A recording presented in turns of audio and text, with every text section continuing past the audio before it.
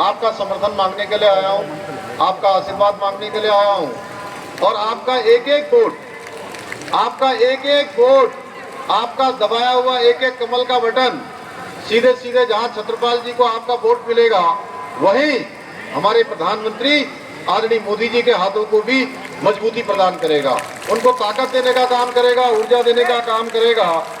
इसलिए आप सभी लोग आगामी 7 मई को, अभी जतिन प्रसाद जी बोल रहे थे, चाहे जितनी गर्मी हो, देखिए गर्मी में कई बार आप लोग तो वोट देने जा रहे हैं, लेकिन कुछ लोग ऐसे भी हैं जो पहले किसी दूसरी पार्टी को वोट देते थे, वो अब नाउम्मीद हो चुके हैं, इसलिए वोट देने नहीं आते। तो हमसे पत्रकार बंधु, हमारे मीडिया के लोग कहते हैं कि मतदान कम हो गया। तो भाइयों बहनों, ये बात बरेली लोकसभा से नहीं आनी चाहिए कि यहाँ मतदान कम हुआ। ये बात आएगी तो नहीं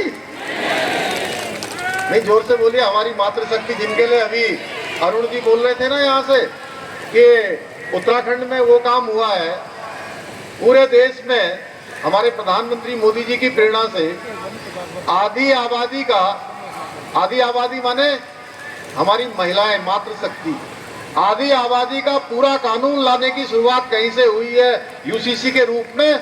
तो आपके पैतृक और आपके पूर्वजों की धरती उत्तराखंड से हुई है। और ये गौरव केवल अकेले पुष्कर सिंह धामी को प्राप्त नहीं है कि मैं मुख्य सेवक हूं उत्तराखंड का, कि ये गौरव केवल मुझे प्राप्त हुआ है।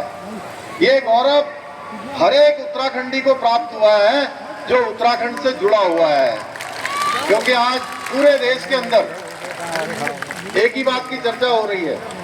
जैसे हर जगह पहले चर्चा होती थी कि कौन सी सरकार बनेगी, कौन प्रधानमंत्री बनेगा।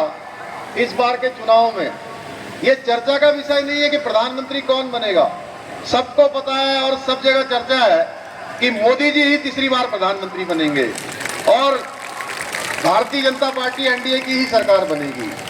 तो भाइयों बहनों, मोदी जी के नेतृत्व में जो संकल्प उत्तराखंड की जनता ने इस बार हमको आशीर्वाद देके पूरा करवाया, हमने जो यूसीसी का विधेयक हम लेकर आए, हम उत्तराखंड के विधानसभा के चुनाव में उत्तराखंड की देवतुल्य जनता के सामने गए और हमने कहा कि अगर नई सरकार बनती है तो नई सरकार का सबसे पहला काम होगा कि देवभूमि के अंदर रहने वाले हर एक व्यक्ति के लिए, चाहे वो किसी वर्ग का होगा, किसी पंथ का होगा, किसी समुदाय का होगा, किसी जाति का होगा, सबके लिए हम एक समान कानून लाएंगे। और उसके पीछे हमने कहा कि देवभूमि उत्तराखंड है, जहाँ 4 धाम है, आदि कैलाश है, हर एक स्थान देवों से आच्छादित है। हर एक घर से, कोई सेना में है, कोई अर्धसैनिक बलों में अपनी सेवाएं देश के किसी न किसी कोने में दे रहा है।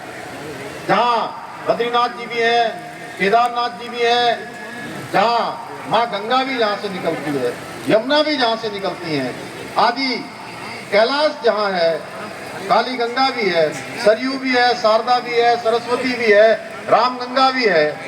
अनेक अनेक नदियां जिस देवभूमि से निकलती हैं, उस देवभूमि में सबके लिए एक समान कानून होगा। भाइयों बहनों, उत्तराखंड की जनता ने हमको आशीर्वाद दिया और हमने चुनाव में जो मोदी जी की गारंटी, देश भर में सारी गारंटियां पूरी हो रही हैं।